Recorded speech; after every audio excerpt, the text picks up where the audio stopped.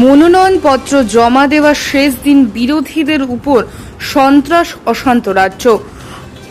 গোলাপ ফুল দিয়ে বরণ করে নেওয়ার কয়েক ঘন্টার মধ্যে বড়সড় আক্রমণের মুখে পড়লেন বিধায়ক সুদীপ রায় বর্মন অন্যান্য কংগ্রেস কর্মী সমর্থকেরা।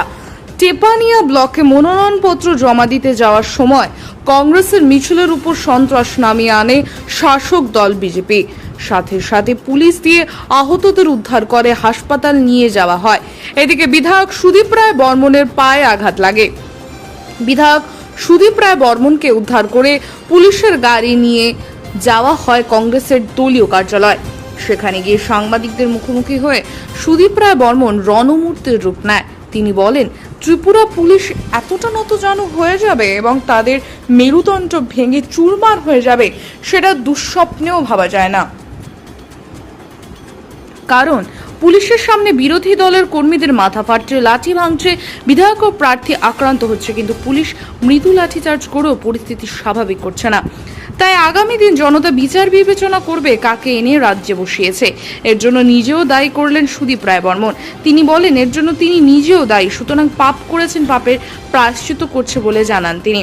কেন বিজেপি কর্মী সমর্থকদের উদ্দেশ্যে বলেন, বিজেপি কখনো রাজ্যের মানুষের স্বার্থে কাজ করেনি এবং করবেও না।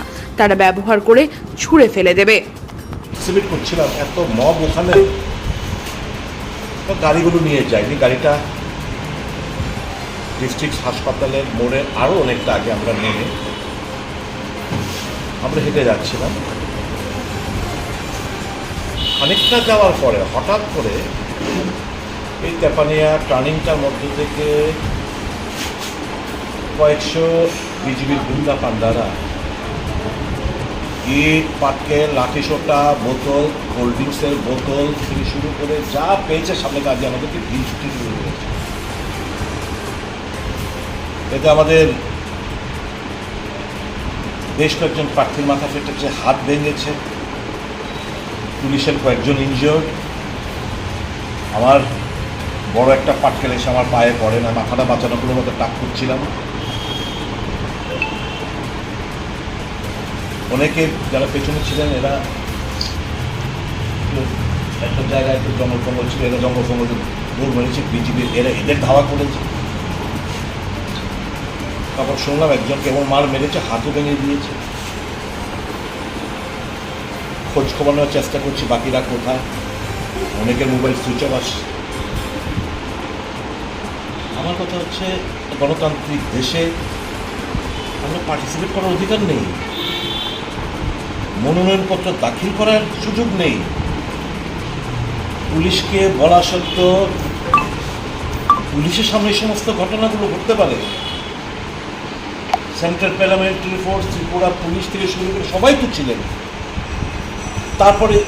তারপর যখন আমরা একটা বাস, বিজেপির আমন্ত্রিত একটা বাসকে কাভার করে আমরা কোনো মতো শেল্টার নেই, তারপর কিছুক্ষণ বাদে আমাদের যাওয়ার মতো সুযোগও পাচ্ছিলাম না, গাড়ি ঘোড়াও নেই।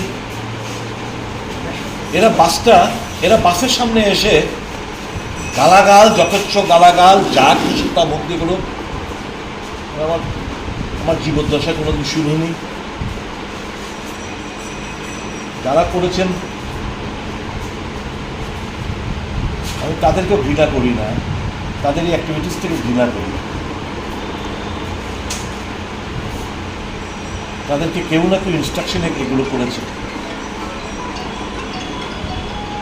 পাশাপাশি কাকড়াবনের একরকম ব্যবহার আর তেপানি আরেক রকম ব্যবহার, তো অবভিয়াসলি দরকার কার কন্ট্রোল? একজনের কমান্ডে তো দল চলবে।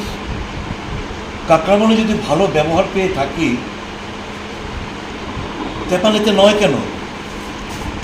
এই রক্তপাত কেন হবে তেপানিয়াতে?